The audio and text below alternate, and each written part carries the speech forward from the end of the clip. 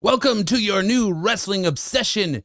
This is Off the Mat, and this is an Off the Mat emergency episode as we were unplanned to record today. I'm flying solo because my counterparts are on a Comic-Con cruise and doing family stuff, but we have some breaking news here that is being released all over the internet. It kind of started last night in what would be called sort of a Black Friday event in WWE, as we are getting major WWE releases over the last 24 hours. These releases include Authors of Pain, Akam and Razor, their manager, Paul Ellering, which Paul Ellering had a huge storyline going on with Karrion Kross, as did the Authors of Pain. But seemingly since the Wyatt Six were taken off TV and moved to SmackDown, that it seems like the storyline for them has just been non-existent. They've been no longer seen on TV, kind of written off, and apparently WWE had no more creative plans for them and decided to go ahead and release them. We had Cedric Alexander. Cedric Alexander was one of my favorites that you got to see in the crew and the stuff from NXT. His match against Kota Ibushi was an instant classic, but ever since then, nothing was really done with him on WWE's part. He would won Tag Team Gold as part of the the Hurt Business with Bobby Lashley and Shelton Benjamin.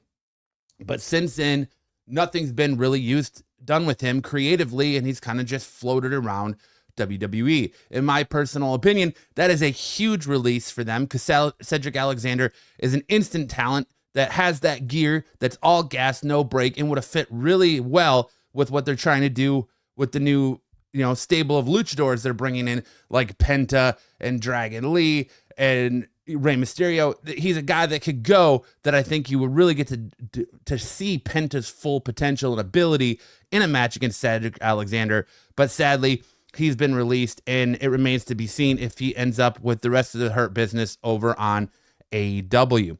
We saw Sonya Deville, part of that Pure Fusion collective, which goes back to what I said in this Thursday's episode about Charlotte Flair and how WWE made a bad booking mistake with giving Charlotte Flair the win, because they could have made new stars.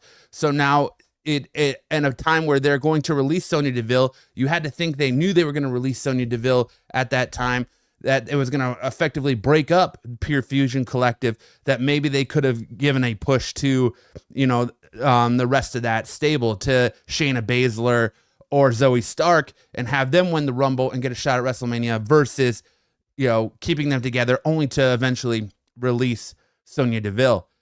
Apparently she's not released, but her contract is going to be up in a few weeks, and WWE did notify her that they have no plans on renewing her contract. So we'll see where she ends up, if she goes to AEW, or if this turns into another one of those things where she's gone for a few months, maybe up to a year, and then WWE re-signs her at a future time, like they have done in the past. We lost Blair Davenport, was released. Isla Dawn, who was part of a big tag team on SmackDown, has released. Giovanni Vinci, who was a part of Imperium with Ludwig Kaiser and Gunther, who you haven't seen on TV really since he was kind of taken out by Ludwig Kaiser. They just had no creative plans with him moving forward, and they released him. And another one that kind of stings, the Good Brothers, Carl Anderson and Luke Gallows, were also released from WWE. Again, they kind of were released, went to AEW, went to Ring of Honor, kind of floated around, came back. We're on NXT, we're on the main roster as part of AJ Styles' stable. They kind of disappeared and haven't really been seen since their short run on NXT a few months ago.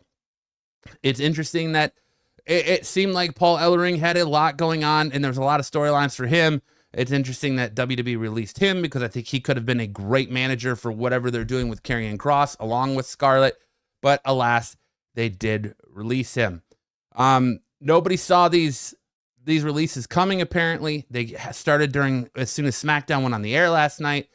Some of them started earlier with some members of NXT released in the week, but the rumor is, and word is out of WWE, that these releases are catching the talent off guard. His talent was told that they were going to start getting a great push and more focus on them with the new Netflix deal and Triple H being in charge now.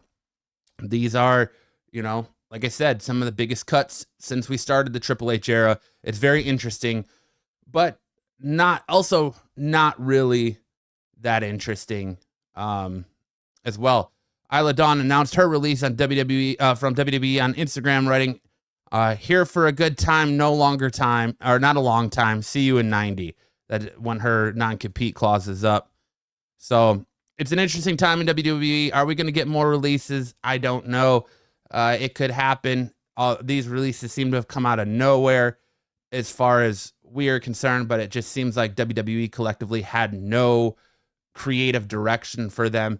But a superstar they did have creative direction for is Kevin Owens, as it was also announced that Kevin Owens has signed a new multi-year deal with WWE, keeping him from going to AEW. So that's it. I just want to jump on here and update you on those releases.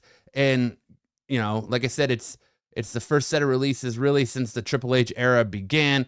So it's interesting to see what WWE is going to do. Are there going to be more releases to come?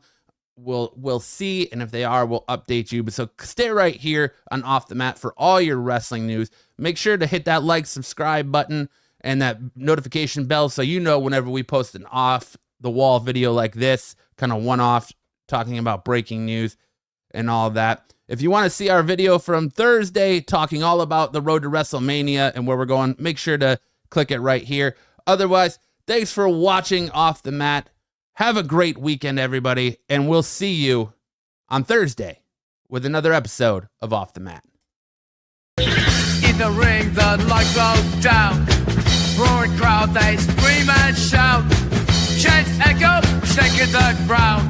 Warriors clash, the game is found. Welcome to